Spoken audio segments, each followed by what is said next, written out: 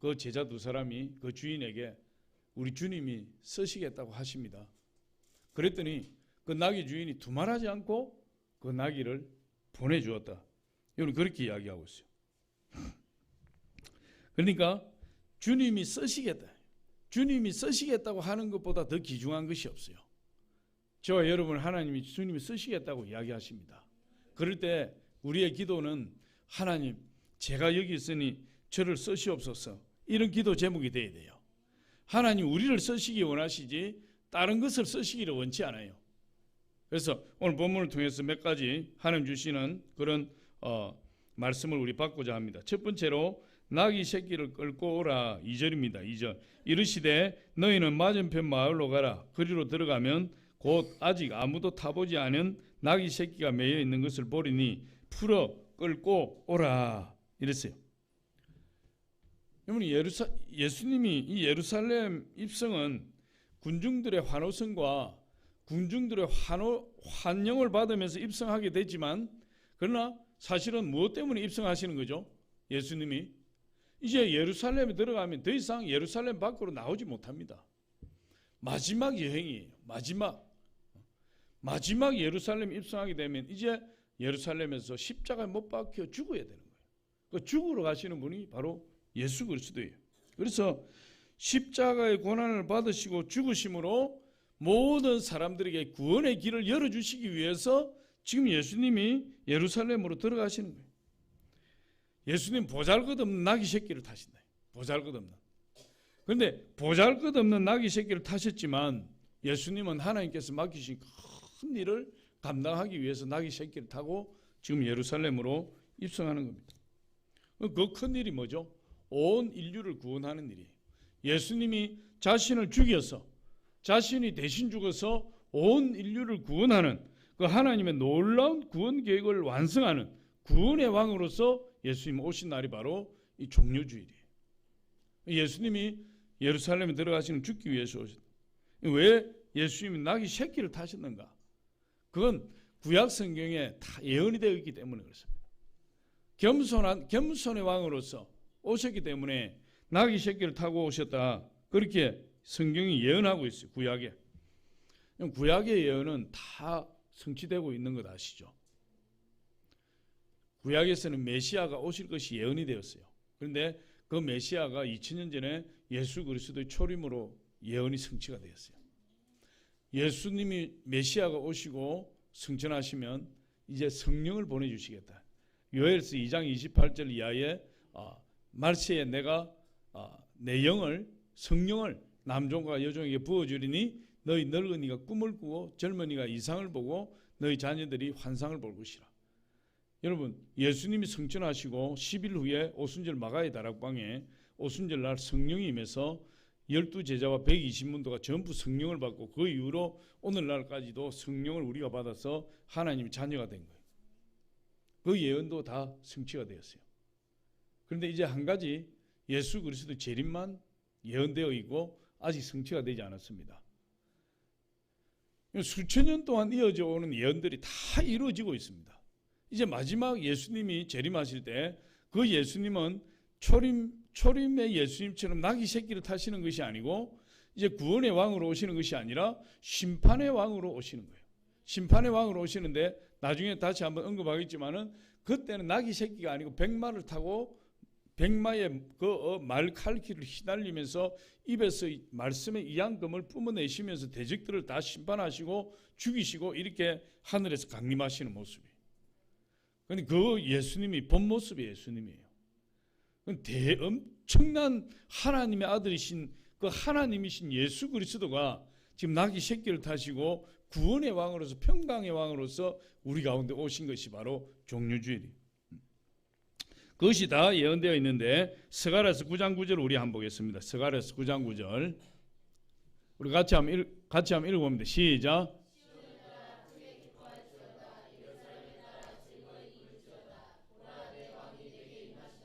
그는 공의로우시며 구원을 베푸시며 겸손하여서 나귀를 타시나니 나귀의 작은 것 곧 나귀 새끼니라.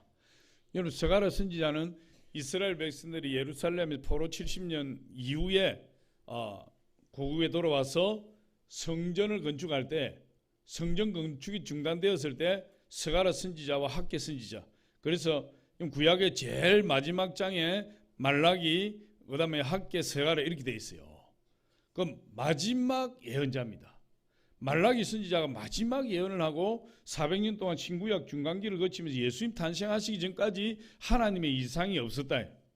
그래서 그 암흑시대라 그래요. 영적으로. 그 마지막 예언했던 선지자가 스가랴 선지자예요. 그 스가랴 선지자가 예수님의 오실 것을 예언을 했는데, 그 예수님은 어떻게 예언을, 그분은 겸손하여서, 예수님 겸손하셔서, 하나님 아들이신데 겸손하셔서 나귀를 타시는데, 그 나귀는 나귀 새끼를 타신다. 그렇게 예언을 하고 있는 겁니다. 그러니까 하나님의 아들이신 예수님이지만 이분이 얼마나 겸손하셨는지, 말을 타는 것이 아니고 왕궁의 마차를 타는 것이 아니고 보잘것없는 나귀 새끼를 타시고 입성하셨대. 그렇지. 예수님 자신을 향해서 뭐라고 말씀, 마태복음 11장 28절에 보니까 나는 마음이 온유하고 겸손하니. 예수님 마음이 온유하고 겸손한 분이에요. 그런데 재림하시는 예수님은 그렇지 않아요. 그래서 스가랴 선지자가 예루살렘에 임할 메시아는 첫 번째 왕이시지만은 두 번째로 이분은 겸손한 왕이시다. 그렇게 표현하고 있어요. 그래서 야곱도 수천 년 전이죠. 스가랴 선지자가 한 400년, 500년 전에, 예수님 오시기 400년, 500년 전에 선지자라면 야곱은 아브라함 시대의 족장 시대의 사람이니까 수천 년 전의 사람이에요. 야곱이 애굽에서 12아들들에게 예언을 할 때 그때 예언한 내용이 이 나귀 새끼에 대한 예언입니다. 우리 창세기 49장 10절로 11절 한번 보겠습니다. 시작. 규가 유다를 떠나지 아니하며 통치자의 지팡이가 그 발 사이에서 떠나지 아니하기를 실로가 오시기까지 이르리니 그에게 모든 백성이 복종하리로다. 그의 나귀를 포도나무에 매며 그의 암나귀 새끼를 아름다운 포도나무에 맬 것이며 또 그 옷을 포도주에 빨며 그의 복장을 포도즙에 빨리로다. 할렐루야. 예수 그리스도는 유다 지파를 통해서 탄생해요. 혈통으로 보면 유다 지파죠. 그래서 유다 지파가 다윗의 왕가를 이루게 됩니다. 그 다윗의 왕가를 통해서 최종적인 다윗의 자손으로서 왕이 누구냐? 예수 그리스도예요. 영원한 왕이신 예수 그리스도, 다윗 가문의 최종 왕이신 예수 그리스도, 하나님의 아들로서 예수 그리스도, 만왕의 왕이 되시고 만주의 주가 되시는 예수 그리스도, 그분에 대한 예언을 뭐라고, 그분이 암나귀 새끼라고 이야기하고 있어요. 암나귀 새끼를 타고 들어오신다. 그러니까 여러분, 수천 년 전에 이미 이 평화의 왕 메시아에 대한 예언이 성경에 다 기록되어 있고 그 기록된 대로 예언이 성취된 것을 우리에게 보여주는 겁니다. 그래서 예수님이 나귀 새끼를 타시고 들어오시는 거예요. 여러분, 그때 예수님 당시의 사람들은 어떤 메시아를 기다리, 강력한 정치적 군사적 그런 메시아를 기다렸던 겁니다. 그러나 우리 예수님은 그런 왕으로 오신 것이 아니라 겸손한 왕으로, 온유한 왕으로, 구원의 왕으로 우리에게 임하셨다. 두 번째로 보니까 주가 쓰시겠다 이래요. 나귀 새끼를 주님이 쓰시겠다. 3절에 보니까 이렇게 이야기합니다. 만일 누가 너희에게 왜 이렇게 하느냐 묻거든 주가 쓰시겠다 하라. 그리하면 즉시 이리로 보내리라 하시니, 예수님이 2명의 제자를 보내시면서 어디에 가면 나귀 새끼가 매였는데 끌고 와라. 아니, 예수님 주인이 있는데 주인이 왜 그러냐고 물어보면 어떻게 합니까? 그럴 때 주가 쓰시겠다 하라. 그래 한번 보낼 것이다. 제자들이 그 예수님 말씀을 듣고 갔어요. 갔는데 그 나귀 새끼는 보니까 한 번도 짐이나 사람이나 짐승을 태워본 적이 없어요. 그러니까 주인이 아직도 이 나귀 새끼를 훈련도 한번 시키지 않았고 그야말로 빼도 다 굳지 않은 여리디 여린 그런 나귀 새끼예요. 아주 일을 할 수 없는, 일을 하기 힘든 그런 나귀 새끼고, 더군다나 예수님 같은 성인을 태우기에는 위태해 보이는 그런 나귀 새끼예요. 그런데 예수님이 그 나귀 새끼를 쓰시겠다는 거예요. 나귀 새끼를. 여러분 예수님이 쓰실 때 그 사람 능력이 중요한 게 아니에요. 예수님이 쓰실 때 그 사람의 힘이 중요한 것이 아니에요. 아무리 연약한 나귀 새끼도 아무리 연약한 사람도 주님께 드려지면 주님이 쓰시는 거예요. 주님이 쓰시면 주님이 연약한 사람에게 힘을 주시고 부족한 사람에게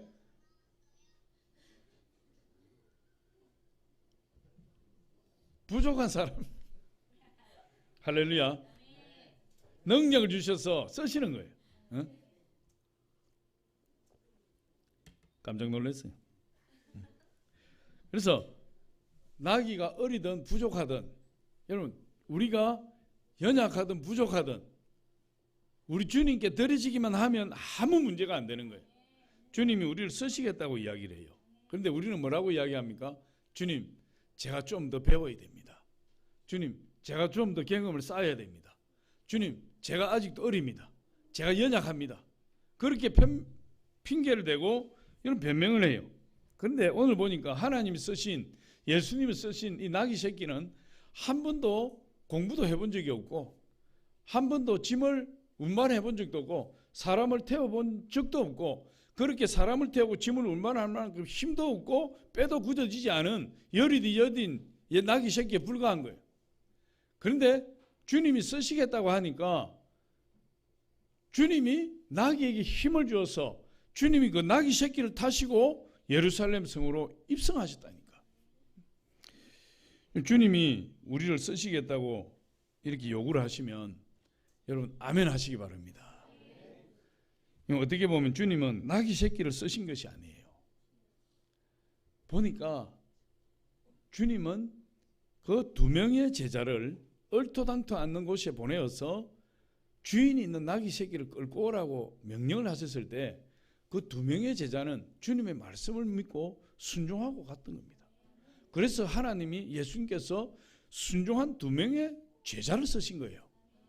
또 보니까 하나님 나귀를 쓰셨다기보다도 나귀 주인을 쓰신 겁니다. 매여 있는 나귀를 끌고 올 때 왜 끌고 가느냐? 제자들이 주님이 쓰시겠다고 합니다. 그랬더니 그 주인이 주님이 쓰시겠다는 말에 순종하고 헌신해서 나귀 새끼를 내어준 거예요. 그러니까 하나님은 예수님은 나귀 새끼를 쓰신 것보다도 그 하나님의 말씀에 순종하고 헌신하는 그들의 믿음을 쓰신 거예요. 우리가 믿음을 가지고 하나님께 나를 내어드리면 하나님께서 부족한 걸 보충하시고 채우셔서 우리를 능히 쓰시고도 남으시는 분이 뭐라고? 우리 주님이세요. 이사야 선지자가 보니까 이사야 선지자가 자신을 하나님께 드리게 되는데 이분이 그냥 하나님께 자신을 드린 것이 아니고 자기는 죄인이에요. 이사야 선지자는 죄인입니다. 어느 날 이 성전에서 하나님 보좌에서 내려져 있는 큰 하나님의 그 영광을 보았어요. 그 휘장, 늘어진 휘장, 옷자락 그 영광을 보았는데 그 영광을 보고 나니까 자기가 죄인이요. 자기가 썩어져서 망하게 된, 죽게 된 그런 존재임을 깨달았어요. 그래서 나는 망하게 되었도다. 내가 죽게 되었도다. 이렇게 탄식을 하고 있을 때 천사가 숯불을 가지고 와서 이사야 입술을 찌셨다. 이사야 입술. 그러면서 천사가 뭐라고 이야기하냐면 보라 이것이 내 입에 닿았으니 내 악이 제하여졌고 내 죄가 사하여졌느니라. 이사야 선지자가 천사가 갖다 댄 그 숯불을 통해서 죄 용서함을 받고 영원한 생명을 얻게 된 겁니다. 그때 지금으로 치면 우리로 말하면 우리 예수를 믿고 구원받은 거죠. 그 전에 죄인이었다가 예수를 믿어서 구원받게 되었는데 구원받고 나니까 성령의 음성이 들리기 시작했어요. 하나님의 음성이 들리는데 하나님이 이렇게 말씀하죠. 내가 누구를 보내며 누가 우리를 위하여 갈고. 이사야 6장에 있는 말씀인데 이 이사야 선지자가 자기는 죄인이고 자기는 죄악 덩어리라 도저히 하나님 앞에 턱없이 부족하여 하나님 앞에 드려질 수 없는 존재인데 그가 죄 용서함을 받고 나니까 하나님의 음성이 들린 겁니다. 누가 나를 위하여 가며 우리가 누구를 보낼고 누가 우리를 위하여 갈고. 이 말이 무슨 말씀이죠? 죄악으로 가득 찬 세상에 누가 하나님의 복음을 전하여 죽어가는 그들을 누가 구원할 것인가? 그 구원할 곳으로 달려갈 자가 누가 있는가? 그걸 지금 하나님 탄식하는 거예요. 근데 이사야 선지자가 구원을 받고 나니까 그 음성을 들었어요. 그러면서 이사야 선지자가 뭐라고 이야기합니까? 주여, 제가 여기 있나이다. 저를 보내시옵소서. 형, 구원받기 전에 자기 죄 덩어리요, 죄악 덩어리라 망하게 된 존재에서 감히 하나님 앞에 드릴 수 없는 존재인 줄 알았는데, 죄 용서받고 구원받고 나니까 보잘것없는 자기 모습은 여전하지만은 그것을 자기가 하나님께 드렸더니 하나님께서 그 보잘것없는 이사야 선지자를 들어 쓰시는데 하나님이 능력을 주시고 하나님이 권능을 주셔서 세계적인 위대한 선지자로 들어 쓰신 것을 우리가 볼 수 있어요. 주님께서 우리를 부르실 때 주여, 내가 여기 있습니다. 나를 쓰시옵소서. 순종하고 헌신하면 주님이 다 채우시고 능력 주셔 쓰시는 거예요. 우리 죽을 수밖에 없는 죄인이었잖아요. 저와 여러분이. 그런데 예수님이 우리의 모든 죄 문제를 다 짊어지시고 십자가에 죽으셔서 우리를 하나님 자녀 되게 해주셨대요. 뭐가 아쉬워서 여러분 우리를 주님께 드리지 못하겠습니까? 주님의 대속의 은혜로 우리 은혜 받고 구원받고 영생을 선물로 받았는데 무엇이 아까워서 우리 하나님 앞에 여러분 드리지 못하겠습니까? 주여, 내가 여기 있나이다. 나를 들어 사용하여 주시옵소서. 우리 하나님이 기뻐하시고, 여러분 예레미야 선지자도 보니까 하나님이 부름을 받았을 때 자기의 부족함 때문에 하나님께 나서지를 못했어요. 나는 어린아이라 말을 할 줄 모릅니다. 예레미야 선지자 고백이 그거였어요. 슬프도소이다 주여, 주 여호와여 보소서, 나는 아이라 말을 할 줄을 알지 못한 아이다. 예레미야 1장에 나오고 있어요. 그런데 주님께서 그 연약해서 안타까워서 탄식하고 있는 그 예레미야 선지자의 입에 하나님 말씀을 집어넣어 주셨어요. 하나님 말씀을 임하니까 예레미야 선지자가 변화가 되었어요. 그 전에는 어린아이라 말을 할 줄 모릅니다. 주여, 보낼 자를 보내시옵소서 이랬던 예레미야 선지자가 하나님 말씀을 받고 나니까 여러 나라와 여러 왕국에 들어가서 그들에게 복음을 전하고 그 사단의 나라를 파괴하고 하나님의 나라를 세우는 위대한 선지자로 쓰임받아요. 우리 예레미야 1장 9절로 10절 한번 보겠습니다. 시작. 여호와께서 그의 손을 내밀어 내 입에 대시며 여호와께서 내게 이르시되 보라, 내가 내 말을 내 입에 두었노라. 보라, 내가 오늘 너를 여러 나라와 여러 왕국 위에 세워 내가 그것들을 뽑고 파괴하며 파멸하고 넘어뜨리며 건설하고 심게 하였느니라 하시니라. 여러분, 예레미야가 어린아이처럼 아무것도 할 수 없다고 했는데 하나님께 들어지니까 하나님 말씀을 그 입에 쑥 집어넣으니까 예레미야가 어떤 일을 하느냐, 여러 나라와 여러 왕국 위에 다니면서 그것들을 뽑고 사탄의 나라를 뽑아내고 사탄의 나라를 파괴하고 사탄의 나라를 파멸시키고 사탄의 나라를 넘어뜨리고 완전히 파괴한 그 폐허와 같은 터전 위에 하나님의 나라를 심고 건설하고 하나님의 왕국을 세우는 위대한 선지자로 쓰임받는 거예요. 우리가 예수를 믿게 되면 내 이 내면의 바탕, 가치관이 바뀌어야 돼요. 예수를 믿으면 내가 예수 믿기 전에 가지고 있던 세상 가치관이 뽑히고 파괴되고 파멸되고 넘어떨어져야 돼요. 완전히 예수 믿기 전에 가지고 있던 세상 가치관이 완전히 사라져야 됩니다. 그리고 파괴된 그 터 위에 하나님의 나라 가치관이 딱 세워져야 돼요. 근데 여러분, 그게 완전히 파괴되지 아니하고 완전히 뽑히지 아니하고 세상 가치관도 남아있고 하나님 나라의 가치관도 받고 싶고 그렇게 하면 이것도 저것도 안 돼요. 신앙생활에 정함이 없게 되고 하나님을 따를 수가 없게 되고 주님께 나왔다가도 세상 가치관을 따라서 또 세상 방법으로 성공하고 싶고 세상 방법으로 누리고 싶고 세상 방법으로 남들 앞에 막 드러내고 싶고 그렇게 되는 거예요. 예수를 믿으면 완전히 예전에 내가 가지고 있던 가치관 완전히 뽑혀 나가야 됩니다. 그래야 하나님 나라의 왕국이 세워져요. 저는 예수를 믿고 제가 완전히 변화가 되었어요. 예수를 믿고 세상 가치관이 완전히 뽑혀져 버렸어요. 제가 성령을 받았을 때 제일 처음에 들어오는 생각을 제가 말씀드렸잖아요. 이야, 성령을 받고 나니까 세상에 지금까지 부러워했던 것이 다 사라져. 대통령이 부러웠는데 대통령이 부럽지 않네. 재벌이 부러웠는데 재벌이 부럽지 않네. 세상에 부러운 것이 하나도 없네. 예수 믿고 나니까 예수님이 내 안에 들어오니까 내가 제일 행복한 사람이네. 와, 내 안에 하나님 나라가 세워졌네. 그럼 그렇게 돼버려. 그러니까 세상에 부러운 것이 없어요. 세상에서 내가 나를 높이고 싶은 생각이 없어요. 세상 나라가 뽑혀버리니까, 세상 나라가 파괴되어 버리니까, 세상 나라가 파멸되어 버리니까. 할렐루야. 그게 남아있으면 교회를 나와도 마음은 콩밭에가 있고, 한 발은 세상에, 한 발은 교회에. 교회를 떠나면 저주받을까 봐 두렵고, 세상을 떠나려고 하니까 세상이 주는 쾌락이 너무 좋아서 떠날 수가 없고, 세상에서도 성공하고 싶고 하나님 나라에서도 구원받고 싶고. 그러면은 어떻게 됩니까? 나중에 이제 시간이 좀 지나면 가랑이가 점점 멀어지니까 막 이게 가랑이가 막 찢어져 버려. 가랑이가. 그리고 어떻게 살겠어요? 내가 교회로 확 들어와 버리든지 세상으로 확 나가 버리든지 그렇게 살아야지.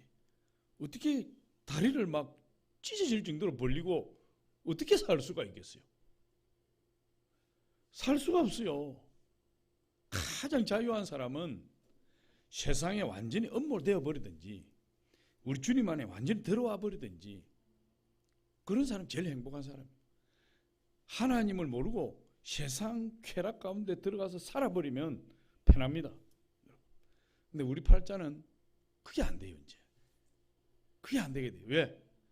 예수님의 사랑을 맛보았기 때문에, 하나님의 구원을 맛보았기 때문에 그게 안 되는 거예요. 거기가 있으면 불안해서 견딜 수가 없어요. 이제 그러니까 우리에게는 한 길밖에 없어요. 무슨 길이 있습니까? 예수 안에 폭 들어오는 겁니다. 예수 안에 폭 들어와 있으면 그 안에서 모든 자유함과 축복을 다 누리게 돼요. 세상의 쾌락을 즐기지 않아도, 세상의 쾌락을 내가 맛보지 않아도 예수 안에서 완전한 만족이 이루어져요.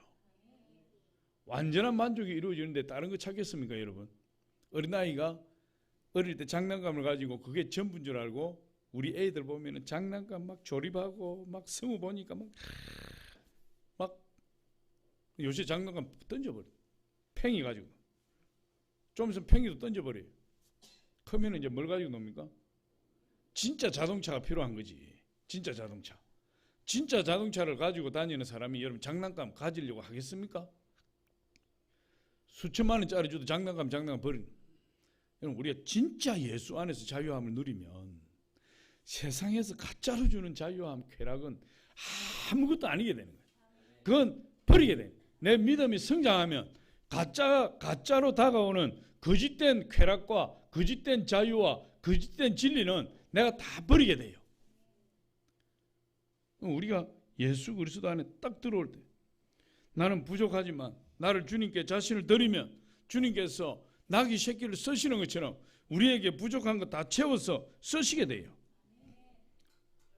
나귀 새끼를 우리 하나님 쓰신다니까. 나귀 새끼를. 또 보니까 사람들이 나귀 위에 겉옷을 막 벗어서 드리고, 나귀가 지나가는 길에도 막 겉옷을 깔았어요. 팔레스타인에서 겉옷이라는 것은, 고대 팔레스타인 겉옷이라는 게 굉장히 중요합니다. 이 신분을 나타내는 거예요. 신분. 소경 거지 바디메오가 예수님을 만났을 때 겉옷을 벗어 던져버렸대. 이 겉옷은 거지 신분을 증명하는 거예요. 얻어먹을 수 있는 권리. 바디메오가 겉옷을 벗어 던져버렸다는 것은 이제 자기 어떤 생활의 근거를 다 버리고 오직 예수님께 올인해버렸다는 거예요. 그래서 예수님 눈을 뜨게 해주신 거예요. 또 겉옷은 이불 대용입니다. 팔레스타인 지역은 밤에는 춥고 낮에는 뜨겁기 때문에 밤에 겉옷을 벗어서 이불을 덮고 자는 거예요. 또 낮에는 이 옷을 입어야 이 피부가 타기 때문에 옷을 입어야 오히려 시원한 거예요. 겉옷이 그런 용도가 있어요. 그런데 그 대부분 사람들이 겉옷 한 벌밖에 없는데 예수님이 나귀를 타고 가시는데 그 겉옷을 벗어서 그 바닥에 깔아놓고 그 나귀가 그 겉옷을 밟고 지나가게 할 수 있다는 것이 쉽지는 않아요. 그런데 사람들이 주님께 자기의 가장 귀한 것을 벗어서 주님 발 앞에 다 던져놓는 겁니다. 성령에 사로잡히면 나의 가장 귀한 걸 들을 수 있어요. 우리 주님은 나의 가장 귀한 것을 요구하는 것이지 다른 걸 요구하지 않아요. 그래서 우리 주님이 우리에게 원하시는 것은 다른 것이 아니고 우리의 생명을 원하십니다. 왜 그러시느냐? 우리 주님께서 십자가에서 우리를 위해 생명을 내어놓았기 때문에. 사랑하는 연인이 있는데 사랑하는 연인이 선물을 주잖아요. 선물을 주면은 그 사랑하는 연인이 주는 그 선물이 아주 값 나가는 것이기 때문에 좋아합니까? 아주 수천만 원 하기 때문에 좋아합니까? 그렇지 않을걸요. 사랑하는 사람이 주는 선물은 보잘것없어도 그 사람의 정성이 담겨있고 사랑이 거기에 담겨있기 때문에 소중한 거예요. 할렐루야. 그 선물의 가치 때문에 좋아한다면 사랑하는 사람이 주는 것이 아니고 다른 사람이 주는 그 선물도 동일한 가치면은 동일하게 그 선물을 귀하게 여기고 가치 있게 여기겠죠. 그러나 사랑하는 사람이 주는 선물은 가치로 따질 때 보잘것없어도 이 사랑하지 않는 사람이 주는 큰 가치 있는 선물보다도 보잘것없는 이 선물이 더 귀한 겁니다. 그래서 보니까 연애할 때 군에서 남자친구가 보낸 편지를 그냥 수십 년이 지나도 박스에 재워놓고 안 버리는 사람들이 있더라고. 왜 그렇습니까? 그건 편지라는 선물이 중요한 것이 아니라 그 편지 속에 사랑하는 사람이 그 안에 들어있기 때문에 그 소중한 거예요. 여러분, 우리가 예수님을 사랑할 때 예수님을 사랑하는 겁니까? 예수님이 우리에게 베풀어 주시는 선물을 사랑하는 겁니까? 우리는 예수님 사랑하는 거예요. 할렐루야. 예수님이 우리에게 무엇을 주어서 우리가 사랑하는 것이 아니라 예수님 그 자체를 우리가 사랑하게 되는 거예요. 예수님도 마찬가지예요. 우리가 예수님께 내 힘을 길리고 내 지적인 능력을 길려서 우리 주님의 일을 많이 해드리는 그것을 예수님이 기뻐하시고 사랑하는 것이 아니라 우리 자신을 예수님 사랑하신다고요. 내 자신을 예수님께 드리는 것을 예수님이 가장 기뻐하시는 거예요. 할렐루야. 우리 예수님께 가장 큰 선물은 나를 드리는 것입니다. 여러분, 이 예수님의 사랑이 미친 사랑이에요. 여러분, 이런 미친 사랑을 우리가 받았다고요. 예수님은 사랑하는 자를 위해서 죽으신 것이 아니에요. 사랑하는 친구를 위해서 죽으신 것이 아니에요.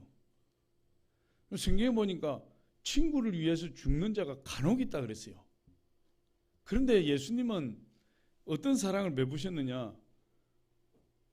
친구를 위해서 죽으신 것이 아니고 사랑하는 자를 위해 죽으신 것이 아니고 예수님은 죄인을 위해서 죽으셨다. 죄인을 위해서. 저와 여러분이 용서받을 수 없는 죄를 지은 죄인임에도 불구하고 예수님이 죄인된 우리를 사랑하셔서 자기를 십자가에 죽으심으로 우리에 대한 하나님의 사랑을 확증하셨다. 확증하셨다. 그게 미친 사랑이에요. 여러분 그런 사랑 한번 받아보셨어요? 부모님이 우리를 위해서 죽을 수는 있어요. 자식을 죽도록 사랑하는 부모는 자식을 위해서 죽을 수도 있겠죠. 또 친구를 위해서 죽는 사람이 나올 수도 있다고 했어요. 그런데 여러분 제가 볼 때 그런 사랑이 세상에서는 찾기가 힘들어. 그런 사랑도. 근데 죄인을 위해서 죽는 사랑은 없어요.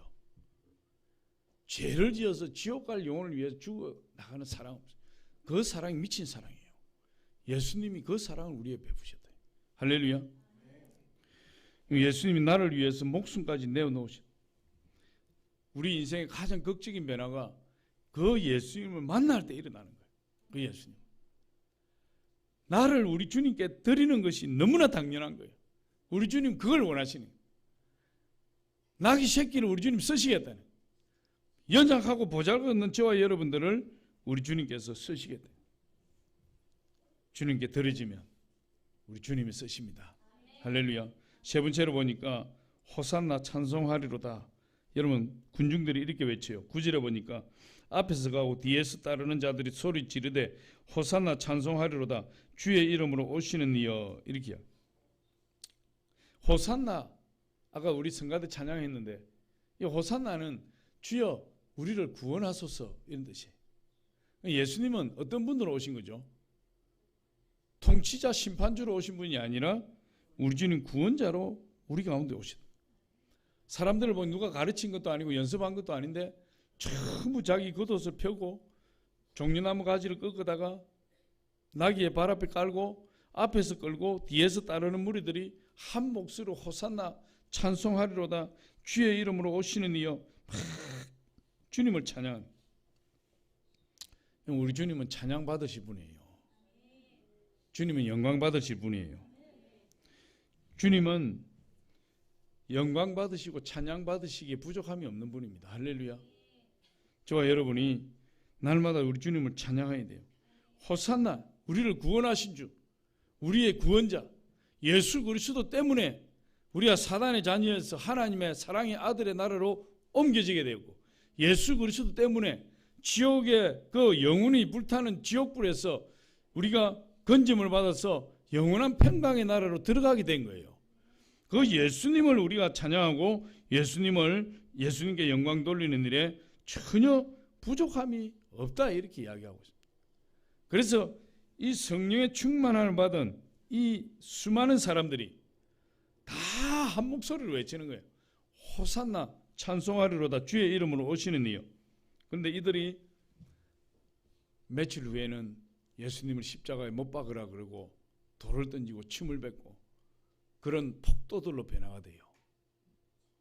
저와 여러분은 끝까지 우리가 믿음을 지켜야 될 줄 믿습니다.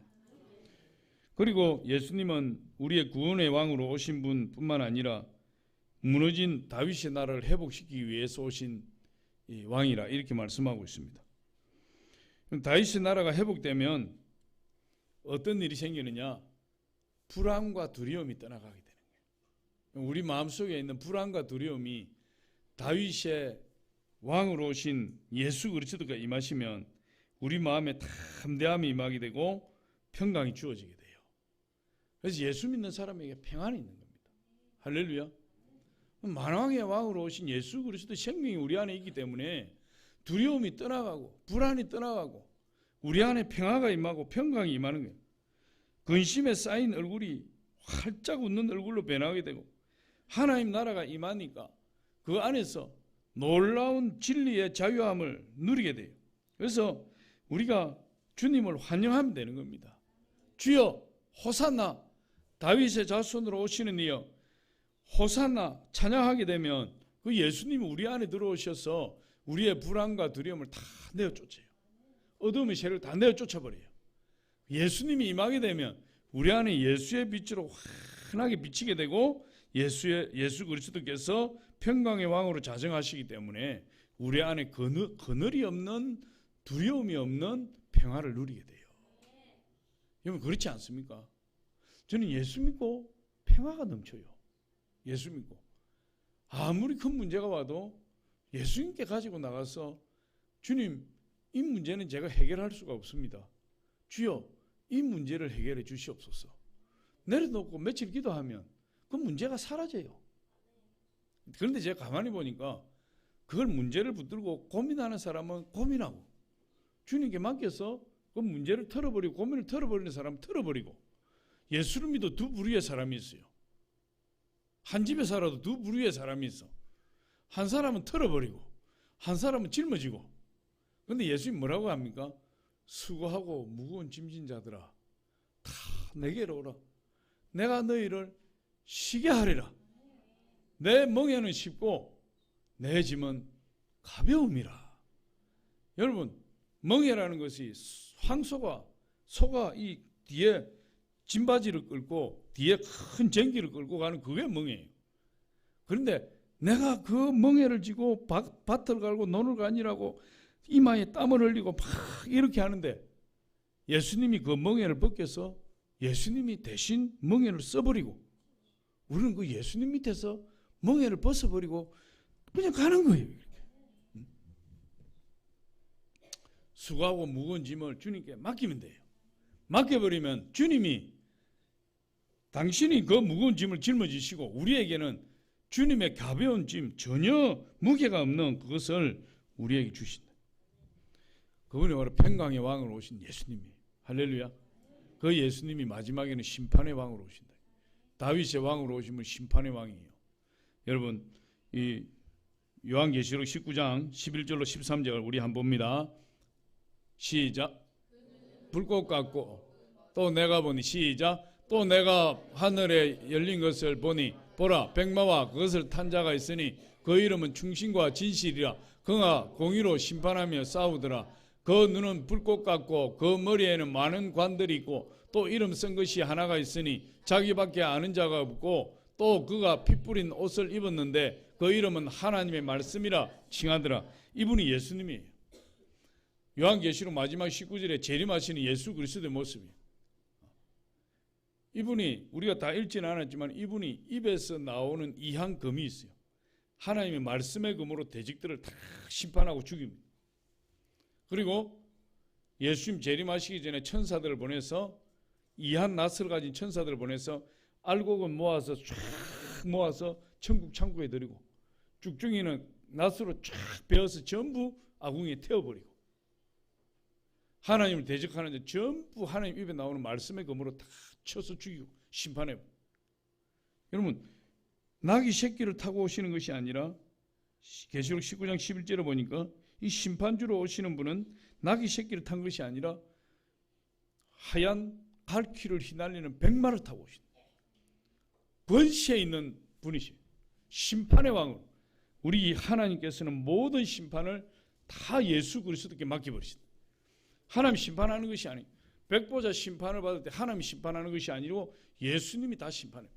예수님 심판해 주러 오시는 분이 예수 그리스도예요.